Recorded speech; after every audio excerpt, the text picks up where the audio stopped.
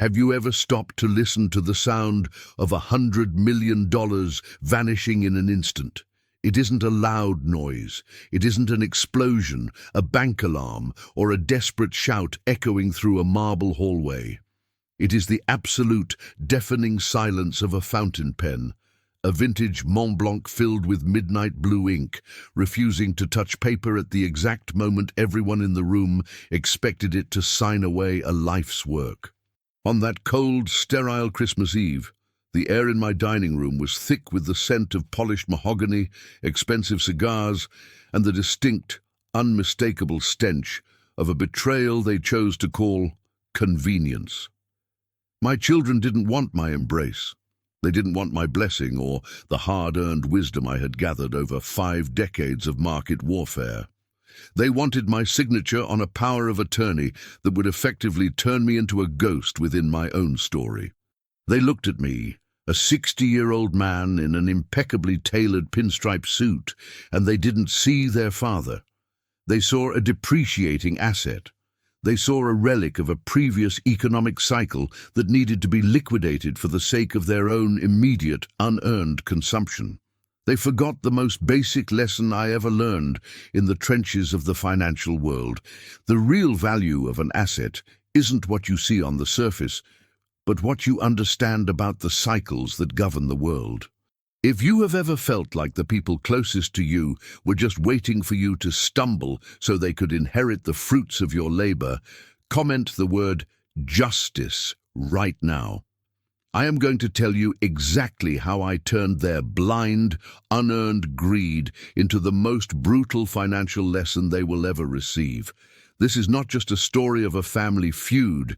It is a masterclass in risk management, market efficiency, and the cold, hard reality of what Howard Marks calls second-level thinking. You see, most people in this world operate at the first level.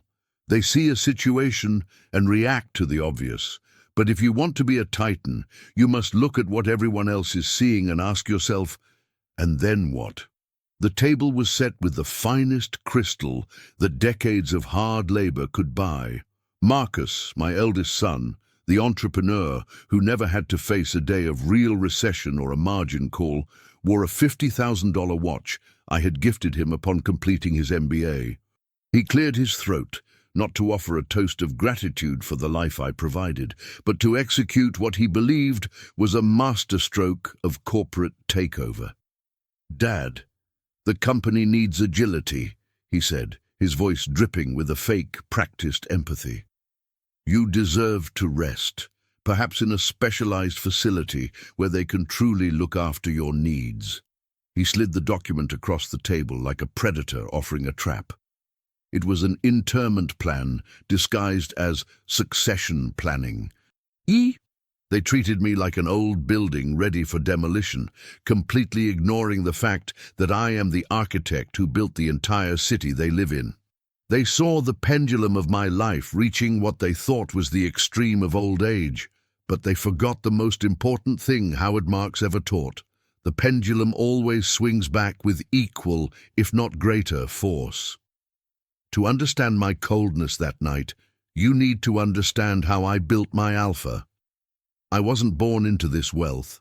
I was born into necessity and the harsh reality of a world that doesn't hand out favors to men who look like me.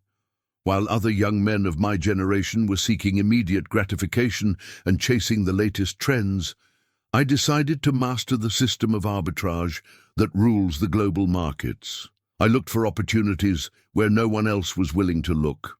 I found value in forgotten industrial districts, in tech startups that the experts called insane, and in the distressed debt of companies the market had abandoned in a panic. I learned early on that you don't get rich by buying what is popular. You get rich by buying well what everyone else despises out of fear. Howard Marks often says that price and value are two very different things. You can buy a great company, but if you pay too high a price, it becomes a terrible investment. Conversely, you can buy a bad asset, but if the price is low enough, it becomes a gold mine. I built a holding company that today controls the assets sustaining the obscene luxury of every single adult sitting at my table. They think money comes from a magical wall. They don't realize that I am the wall. For decades, I operated in inefficient markets, places where information was scarce, costs were high, and only the most disciplined could survive. I found the $100 bills left on the sidewalk by the uninformed and the lazy. I understood that market efficiency is a myth in the short term. In a place like the New York Stock Exchange, information travels fast and bargains are hard to find. But in the private markets, in the world of distressed real estate and niche manufacturing, inefficiency is everywhere. You just have to have the stomach to find it. But as I sat there looking at my children, I realized I had made one catastrophic error in my own personal portfolio. I had invested far too much in people who offered zero return on character. I had treated my family as a safe haven asset, a place where I could park my emotions without worry. I was wrong. I had created a moral hazard of epic proportions by shielding them from the very market forces that had forged me into a titan. My children were the definition of a bull market baby, and they had only ever seen the price of their lives go up. They had never experienced a drawdown. They didn't know what it was like to have their liquidity dry up overnight. And because of that, they became arrogant. They began to believe that the wealth was a natural law of the universe, like gravity. They looked at me and didn't see the man who survived the crashes of '87, the dot-com bubble, and the 2008 collapse. They saw a hurdle. They saw a bottleneck that was preventing them from accessing the full 100% of the estate. Howard Marks emphasizes that the most important thing is to understand where we are in the cycle. My children thought we were at the beginning of an infinite expansion. I knew we were at the precipice of a correction. Marcus leaned in, his eyes bright with the prospect of power. Think of it as an estate planning move, Dad. It's for the family legacy. I looked at him, really looked at him, and saw the same pattern I had seen in dozens of failing companies over the years. Over-leveraged, underprepared, and delusional. He was operating on first-level thinking. His logic was, if I take the company now, I will be rich today. He never stopped to ask the second-level question. If I take the company through a betrayal, what happens to the trust of the banks? What happens to the loyalty of the employees? What happens when the man who built it decides to fight back? He didn't realize that I had been running a stress test on them for years. Every time I denied a request for a third vacation home, every time I questioned their expense reports, I was measuring their response. And their response was always the same. Resentment. They were value traps. On paper, they looked like high-quality assets, educated, well-spoken, part of the elite. But underneath the surface, their intrinsic value was zero. They were trading at a massive premium based on nothing but my last name. And as any good investor knows, when the premium becomes unjustified, it is time to short the position. I reached for my wine glass, a 1982 Bordeaux that cost more than most people's cars. I swirled the liquid, watching the legs move slowly down the glass. I was savoring the moment. I was savoring the fact that I was about to initiate the most aggressive liquidation in family history. Elena, my middle child, tried to break the tension. We've already talked to the lawyers, Dad. Everything is ready. It's just a formality. The lawyers, the very people I had paid for their entire lives. They had successfully turned my own defense mechanism against me. It was a classic case of agency risk, when the people you hire to protect your interests decide that their interests are better served by the competition. But I had a black swan event waiting for them, something they couldn't have predicted because they didn't think I was capable of it. They thought they knew my risk tolerance. They thought I was too conservative to risk a public scandal. They thought I was too sentimental to leave my own flesh and blood with nothing. They were wrong. Howard Marks says that to be a successful investor, you must be willing to be lonely. You must be willing to go against the herd, even when the herd is your own family. You must be willing to be wrong in the eyes of the public for as long as it takes to be right in the end. I looked at the document one last time. It was a masterpiece of legal greed. It stripped me of my voting rights, my board seat, and my access to the primary liquidity funds. It gave them total control. They had even included a clause about my mental well-being, citing my recent focus on obscure financial philosophies as a sign of cognitive decline. They were using my love for Howard Marks and my obsession with market cycles as a weapon against me. They called it senility. I called it preparation. I put the glass down. The sound of the crystal hitting the wood was like the opening bell of the stock exchange. The game was on. But before I would even touch that pen, I needed them to understand the nature of the market they had just entered. I needed them to understand that in my world there are no bailouts, there are no too-big-to-fail entities. There is only the price you pay and the value you get. And for the last 20 years, I had been overpaying for their loyalty. The market was about to correct, and the correction was going to be violent. The silence in the room was no longer just a pause. It was a physical weight, pressing down on the velvet curtains and the heavy mahogany table. The only sound was the rhythmic, almost taunting tick of the grandfather clock in the corner. A clock that had survived the Great Depression, 2 world wars, and 3 market crashes. It stood there as a reminder that time is the only truly scarce asset. My children, however, treated time as if it were a renewable resource, just like they treated my wealth. Howard Marks often writes about second-level thinking, the ability to see beyond the immediate and obvious. At the first level, my children saw an aging man and a pile of money.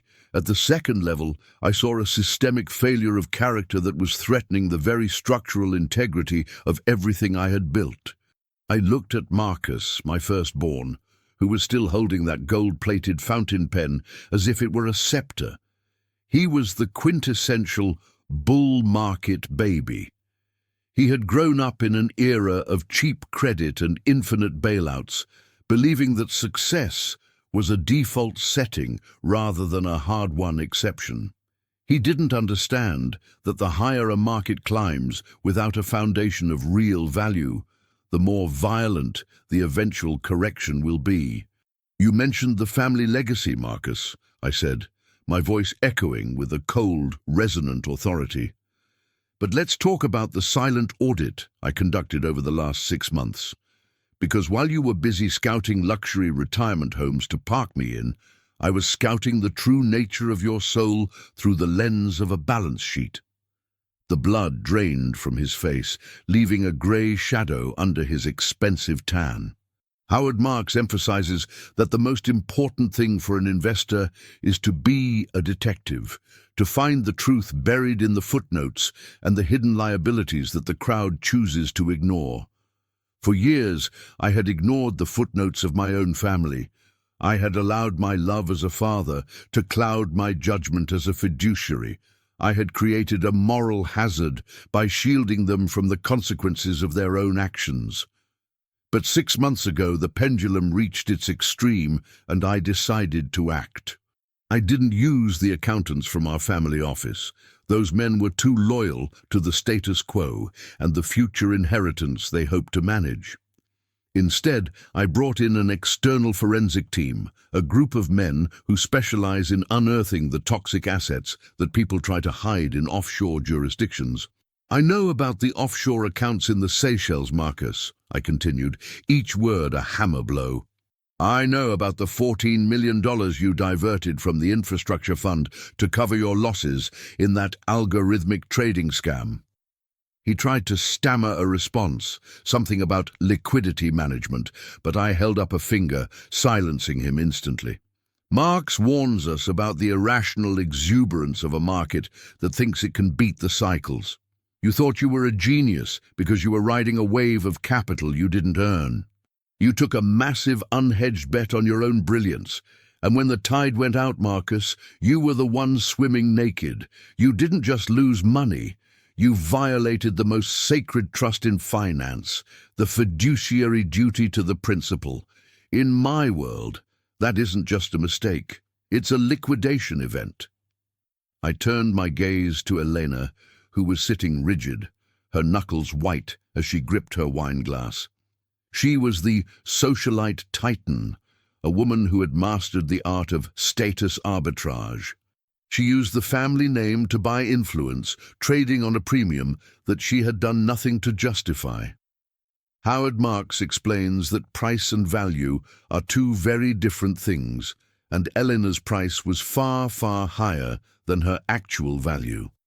And you, Elena, you've been mortgaging the commercial properties in the West Village, assets that were meant to be the bedrock of the family's permanent capital, to fund a lifestyle of private jets and influence in Dubai and Paris. You were trading a permanent yielding asset for temporary ego-driven consumption. That is the definition of a catastrophic trade. She tried to look defiant, her eyes flashing with a fake outrage. It was an investment in the brand, Dad. The world is different now. But I knew better. I had seen her investments. They were nothing but liabilities disguised as assets. She was living in a bubble of her own making, sustained only by the constant infusion of my capital. She had forgotten that to be a successful investor, you must have a margin of safety. You must prepare for the unexpected. But she had no margin. She was leveraged to the hilt, both financially and morally. She was a value trap, something that looks cheap and attractive on the outside, but is actually a black hole for capital. Then there was Jordan, the youngest. He didn't have Marcus's greed or Elena's vanity. He was simply a drag on the portfolio. He lived a life of total stagnation, a human form of inflation that was slowly eroding the purchasing power of the family legacy. Howard Marks says that to achieve superior results, you must do something different from the crowd. Jordan was doing exactly what every other spoiled heir in history has done. He was waiting for the clock to run out so he could collect a prize he never worked for. He was a passive investor in a world that requires active defense. The three of you have become what we call the agency problem in its most toxic form, I said, leaning back in my chair, my silvering hair catching the light of the chandelier. You were hired, by birth and by trust, to look after the interests of this family, but you chose to look after yourselves at the expense of the principal. You thought I was too old to see the drawdown in your characters. You thought I was too sentimental to perform a risk assessment on my own children. You were wrong. Howard Marks teaches us that because we cannot predict the future, we must build a cushion into our plans to protect us from the unexpected. My cushion was my silence. While you were planning your coup, I was planning my defense. I watched as the weight of my words began to sink in. They were experiencing a liquidity crisis of the soul. They had no more excuses to trade, no more lies to leverage. They were standing on the edge of a market crash that they had caused. I explained to them that I had spent the last 3 months restructuring the entire holding company. I told them about the bad actor clauses I had quietly inserted into the family charter. Clauses that stated that any attempt to use legal or medical coercion to seize control of the estate would trigger an automatic and irreversible default of all beneficiary rights. By sliding that document across this table tonight, Marcus, I said, my voice dropping to a whisper that felt like a death sentence, you didn't just ask for my signature. You triggered the default. You proved that you are no longer a fiduciary, but a predator. And in my world, predators are not given control of the treasury. They are cleared from the books. As of 5 o'clock this afternoon, your access to all family credit lines has been terminated. The estate planning you were so worried about? I've already taken care of it. I've moved the majority of the voting shares into a charitable trust dedicated to providing financial education to those who actually have the hunger to work for it. People who understand that a dollar earned is worth $10 inherited. The panic in the room was now palpable. It was a bank run on their futures. Marcus began to frantically check his phone, likely seeing the first notifications of his frozen accounts. Elena's defiance had collapsed into a series of ragged sobs. They were learning the most painful lesson of all, that in an efficient market, the truth eventually comes out. And when it does, the price adjustment is violent. Howard Marks says that experience is what you get when you didn't get what you wanted. Tonight, they were getting a lifetime's worth of experience in a single, cold, expensive dinner. "You thought I was the asset," I said, standing up and smoothing my pinstripe suit. "But I am the market, and the market just closed on you." Howard Marks often writes about the pendulum of life, noting that most people believe the swing towards prosperity will last forever. Yet they are always blindsided when it inevitably rushes back toward the dark extreme of fear and loss. As I sat at the head of that table, watching the oxygen leave the room, I realized I was no longer looking at my children. I was looking at toxic assets that needed to be cleared from my balance sheet to ensure the survival of the enterprise. The irrational exuberance they had displayed just minutes ago, when they believed they were minutes away from an inheritance payday, had been replaced by the cold reality of a market crash. Marcus was trembling, his fingers fumbling with his phone, likely seeing the first wave of account frozen notifications from the private bank. Elena's face was a mask of ruined makeup and genuine terror. They were experiencing what it feels like when the lender of last resort, me, decides that the credit line is officially closed. "You think I'm being cruel," I said, my voice echoing in the vast, cold dining hall. "But I am being the most loving father I've ever been. I'm finally giving you the one thing I've shielded you from for 3 decades, the truth of the market. In the real world, you don't get a bailout when you make a bad bet. You don't get a second chance when you betray your principal. You get liquidated." Marx teaches that the most important thing for an investor is to understand the nature of risk, not just the risk of losing money, but the risk of losing one's reputation and position. By attempting this coup, they hadn't just risked their inheritance, they had triggered a poison pill clause I had quietly woven into the family office bylaws years ago. I leaned forward, the silvering hair at my temples catching the dim light of the dying fireplace. "Because you attempted to use a mental incapacity claim against me to seize control, you've unknowingly activated the character default provision. This provision states that any heir who attempts legal or medical coercion against the chairman is immediately reclassified as an ineligible beneficiary. You aren't just losing your future shares, Marcus. You've defaulted on everything you've already taken." I watched as Marcus's jaw dropped.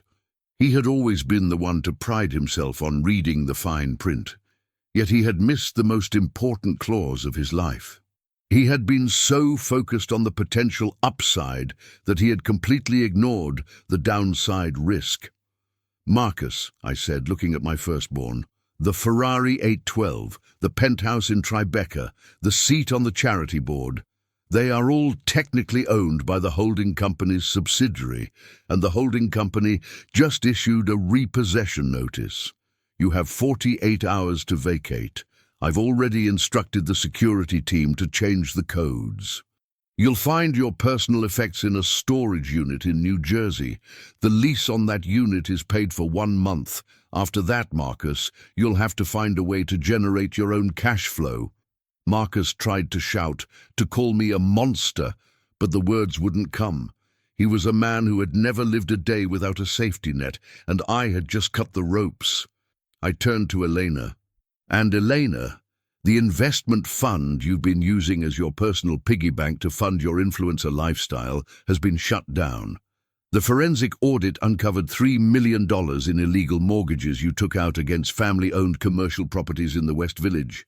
That's not just a breach of contract, it's bank fraud. I've already contacted our legal counsel.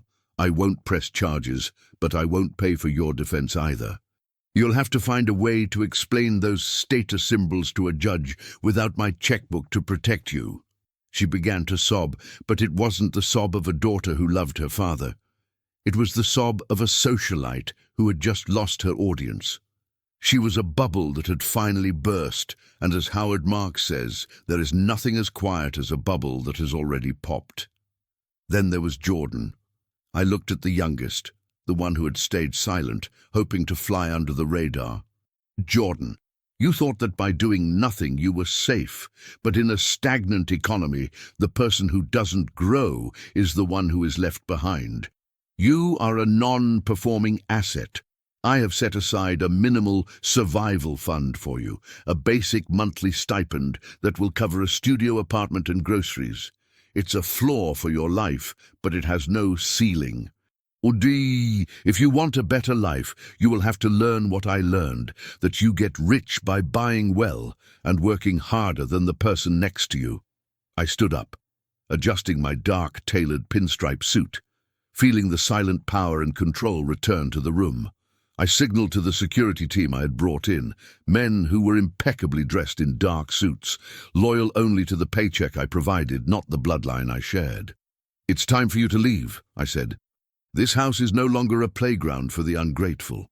It is now the headquarters of the Titan Foundation, a charitable trust dedicated to providing real financial education and venture capital to young entrepreneurs who actually understand the value of a dollar, people who have the hunger that you three traded for comfort." The security guards moved in firmly, escorting them away from the table. Marcus tried to gesture wildly in protest, but he was silenced by the reality of the situation. They were being removed from the empire they thought they owned. As the heavy oak doors closed behind them, the house suddenly felt lighter. The debt of their ingratitude had finally been cleared from my spirit. I sat back down and poured myself one final glass of wine, savoring the taste of a clean balance sheet. Howard Marks teaches us that cycles are inevitable, but being a victim of them is a choice. You cannot stop the winter of a relationship from coming, but you can make sure you are the one who owns the house when the snow starts to fall. I realized that night that being a defensive investor isn't just about stocks and bonds, it's about your legacy. It's about knowing when a relationship has become a value trap and having the courage to liquidate it before it destroys you. I had spent 40 years building a margin of safety around my money, but that night I finally built one around my peace of mind. I am the modern Titan because I understood that the true legacy is not what you leave for people, but the character you force them to build through the consequences of their actions. My children are out there now, for the first time in their lives, experiencing what a market of reality feels like. They are learning that price is what you pay, but value is what you earn. They are learning that the pendulum doesn't care about your feelings, it only cares about the structural integrity of your choices. I am still here. I am still the owner of the sidewalk, the street, and the entire bank. I'm the one who understands that in the game of power, the house always wins, especially when the house belongs to me. If you've watched this far, it's because you understand that sovereignty is the only true wealth. Subscribe to this channel if you want to master the second-level thinking required to stay on top in a world of amateurs. Turn on your notifications because the next audit will be even more expensive for those who aren't prepared. I am the Titan, and this session is officially closed.